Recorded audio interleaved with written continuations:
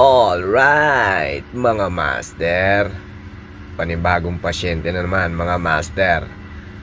Standing freezer nga pala to sa Deck 6 main gali. Ito yung bagong compressor, mga master. Ito yung luma. Bali ang problema nito, mga master, stock up na yung compressor, mga master. Kaya kung nakikita nyo, tinaob ko kasi itatapon natin yan sa incinerator. Tanggal ang laman. Tapos papalitan na rin natin siya ng pan. Ito, stock up na rin yung pan niya, mga master. Palit na rin tayo ng filter dryer, mga master, para sure na malinis ang ating system. Ayan, ito yung filter dryer natin, mga master. Inahin ko na yung pipe niya dyan, mga master. Ayan, nakikita nyo, pinanatan ko na yung acetylene. Pinuksan ko na. Ayan. So, hihinangin na natin ngayon yung... At pagkatapos na filter dryer, mga master, dito naman tayo sa compressor.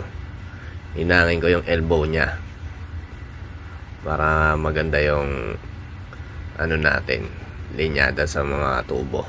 Ayan. Hinang lang tayo ng hinang dito, mga master. At kung nakikita nyo, mga master, tapos na tayo maghinang. So nilalagay ko na yung mga paa ng compressor, yung rubber mounting.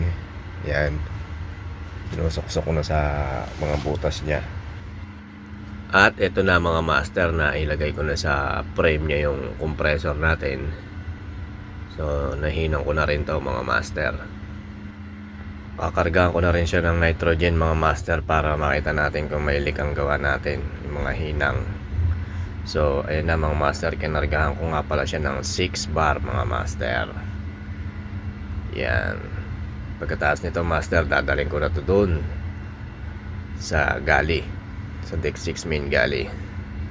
So far, mga master, wala naman siyang leak. So dadalhin na natin to dun sa Deck 6 main gali. Kung nakikita nyo, mga master, may timbangan, nakatimbang yung refrigerant natin. Dito kasi sa barko, kailangan titimbangin mo lahat ng ikakarbuga mo sa mga unit. Ayan, ginamitan na rin natin siya ng clamp. Bali 3.1 ampere na. At binalikan ko nga siya, mga master, pagkatapos ng 3 oras. So eto na ang freezer natin, mga master. Goods na siya. Pinalagay ko na rin yung mga ice cream. So yan, nag-yelo na siya, mga master. Okay na.